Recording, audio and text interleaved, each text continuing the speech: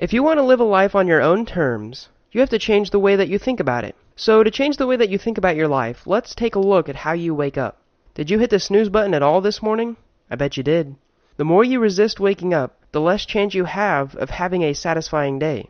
For example, I bet everyone has a morning they can look back on and remember jumping up out of bed. Whether it was a birthday or Christmas morning, try to remember a day that you woke up excited, exuberant, and filled with joy.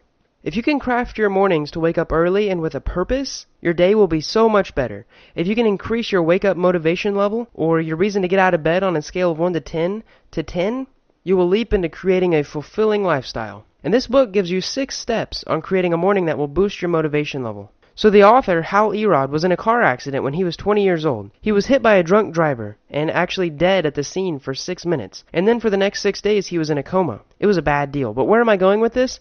I'm saying that anyone in his situation could have chosen to be depressed for years. But Hal took the responsibility for his life. He found some magic and learned how to make the best situation with a miracle morning. And he came up with a little acronym called Lifesavers that help you create your miracle morning. So the first is S. S stands for silence. Basically, go into meditation or pray. Try to start thinking about something that sets yourself apart for something bigger. Probably one of the best things you can do is think of 10 things that you're grateful for. And each morning, try to think of 10 new things. For example, your hands, the wind on your face, your pillows, even the ability to learn. Try to come up with some stuff that you're grateful for and appreciate the silence. Now, step number 2 is A, which stands for affirmations. Now, mantras are like tools of the mind, and the more you tell yourself something will happen, the more positive vibes that you put into your brain, the more likely they will be to actually happen. And this ties into the next step. So basically, the night before, try affirming to yourself that you will wake up refreshed and be super pumped to get up. So step number 3 is visualizations, and we have to see in our mind what we want to do with that day before it happens. If first you can visualize it, you will have a better chance of it actually happening. So we can do anything that is imaginable, but the first step is to imagine it. Try to visualize waking up as something pleasant, something that you actually want to do. Look forward to waking up. The next step is to exercise, and there are tons of positive benefits to exercising. And a great little visualization is thinking that if you're not exercising, it's like taking a depressant. Because exercise can act as a stimulant to your body, a stimulant to your mind, a stimulant to your life. Going for a short morning run has amazing benefits to the rest of your day. And no matter what else you do during that day, when you go to bed, you'll be able to say that you did something productive. Also, if you tell yourself that you'll exercise at night, when it comes to it, most people are actually too exhausted to follow through. So it's very vital that you exercise first thing in the morning.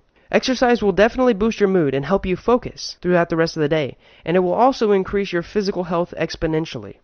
Hal suggests drinking a glass of water as soon as comfortably possible after you wake up. So the second to last step is reading. Try to read some inspirational material. Hal recommends reading something inspirational, but you could read to learn as well. Try to read something that will help you visualize and affirm that great things will happen today. Reading material that will further your skills and increase your productivity for your daily plans is also great. Try to aim for 10 pages a day. So the last step is called scribing. And this is basically writing something. A great method to this is to document what you did yesterday and to come up with a little list of stuff to do today. Short to-do lists of 3 to 5 things are very effective. And another option would be to write down all the things that you were grateful for back in the silence step. Hal is also really big on habits. If we can use our willpower to drive habits that make our minds do things on autopilots, we can create a great morning with no effort really quickly. And the best tip he gives to creating these habits is to find an accountability partner that will start these steps with you and continue doing them for at least 30 days. Now there's also 2 very important concepts discussed in this book. The first is rear view mirror syndrome. And rear view mirror syndrome is basically having a previous experience in life that prevents us from making new ones. For example, you're looking in the rear view and you're saying, I don't want that to happen again, so it prevents you from making new experiences. An example of this is someone who can't commit to a new relationship because of a previous one went bad. Or maybe you had an injury last time you tried to work out, or threw up last time you tried to run.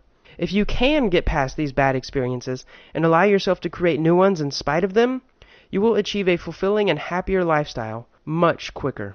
And the second concept is called isolating incidents. Now basically, by isolating an event of today, you're affecting who you are as a person as a whole. So I know a lot of people that say, oh, it's just today I'm going to eat this candy bar, or oh, it's just today I'm going to skip my workout.